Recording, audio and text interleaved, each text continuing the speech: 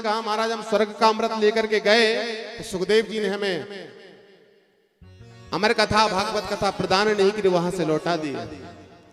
ब्रह्मा जी ने भी मन में विचार किया कि भागवत कथा है क्या। हम सबको समझना चाहिए कि ये ग्रंथ, ये पोथी नहीं है महाराज, ये कोई पोथी नहीं है कि पेज पलट दो महाराज और हो गया। क्यों मना किया सुखदेव जी महाराज जी ने, जब ब्रह्मा जी के मन में भाव जगा कि महाराज देखें तो सही। ब्रह्मा जी ने तराजू लेकर के गए और एक परले में हमारे भारत में जितने भी ग्रंथ हैं, ऋग्वेद हो, सामवेद हो, अथर्ववेद हो, यजुर्वेद हो, उपनिषद हो, समस्त ग्रंथों को रख दिया और सुखदेव जी से कहा कि महाराज आप इस ग्रंथ को जरा पलने में तो रखो। तो वर्णन ये आता है जैसे ही आज भागवत जी को विराजमान किया ना परले में,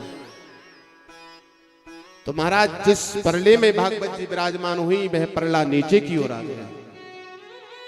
अब नीचे की ओर आ गया महाराज, तो मन में फिर विचार जगा कि नीचे क्यों आया।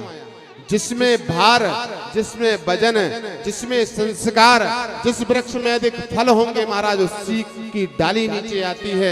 जिस बच्चे में अधिक संस्कार होते हैं वह झुकता है, चरणों में प्रणाम करता है, संत महात्माओं के चरणों में प्रणाम करता है। और श्रीमद् भागवत कोई पोथी ग्रंथ नहीं है, सारे वेद शास्त्रों का सार श्रीमद् भागवत स्वयं साक्षात कृष्ण है। इसलिए सुखदेव जी महाराज जी ने देवताओं को अभक्त समझा और महाराज लौटा दिया। और आज ब्रह्मा जी भी लौट करके चले गए महाराज की मैं तो पोथी समझता था, ये कोई पोथी नहीं है महाराज, ये पोथी नहीं है, साक्षात कृष्ण है, साक्षात परब्रह्म राम है।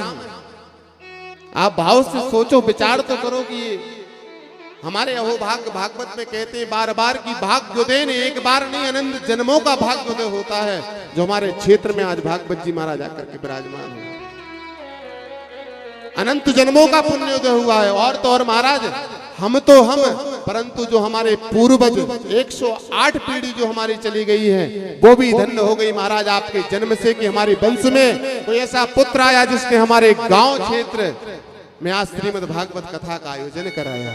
धन्य है वो आसमान में जाकर के पितृलोक से आपको आशीर्वाद दे रहे होंगे दोनों हाथ उठा करके कि धन्य है मेरे कुल में जो ऐसी संतान आई है। आज ब्रह्मा जी भी लौट करके चले गए। ब्रह्मा जी ने देखा महाराज ये मैं तो पोथी समझता था, ये तो साक्षात कृष्ण है, इसमें तो इतना भार है। देवताओं को समझाया, कहां आप स्वर्ग के अमृत को ले जाकर के तुलना कर रहे थे महाराज। स्वर्ग के अमृत को पीने के बाद भी मनुष्य को जन्म मरण के बंधन में पड़ता है, जन्म मरण के बंधन में पड़ना पड़ता है। परंतु श्रीमद् भागवत कथा को सप्त दिवस भाव से श्रवण करने से महाराज जीवन मरण के बंधन में कभी नहीं आना पड़ता है, वह मुक्त हो जाता है। अनेकों अनेकों प्रकार से समझाया। आज सूत जी महाराज कहते हैं कि एक बार नारद जी के मन में भाव जगा।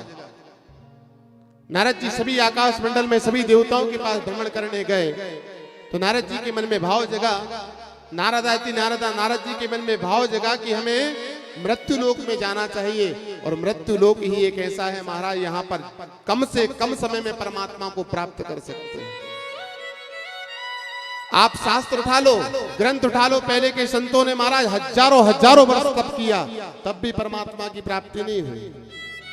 और कलयुग में मात्र मानव की आयु 100 वर्ष है, और 100 वर्ष में भी यदि वह भाव से, श्रद्धा से और विश्वास से यदि 25 वर्ष यदि भाव से जप लेना महाराज, तो ये साक्षात ये ब्राह्मण नहीं, ये ग्रंथ कहता है कि उसे परमात्मा अवश्य प्राप्त हो जाएंगे, परंतु भाव से जपे। आप रामायण उठा लो, गीता जी उठा लो, संतों ने हजारों वर्ष तप किया, तब भी भगवान की झलक के दर्शन तक नहीं हुए। मैं तो ये तक कहता हूं महाराज, आप बस मात्र ग्रस्त जीवन में भी रह करके भाव से एक माला जप लो, यदि आप परमात्मा में तन में ना हो जाओ और परमात्मा यदि आपके साथ में ना हो जाए ना, तो फिर कहना। परंतु भाव समय मिले तब ना।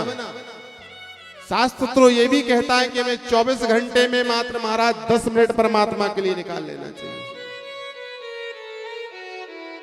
23 घंटे 50 मिनट आपको दे दिए, ठीक है, आपको 23 घंटे 50 मिनट भी कम पड़ रहे, तो यहाँ पे एक बात और आ गई कि 23 घंटे 69 मिनट आपको दे दिए, मात्र 1 मिनट मात्र परमात्मा का भाव से आप स्मरण कर लो। परंतु आज का मानव महाराज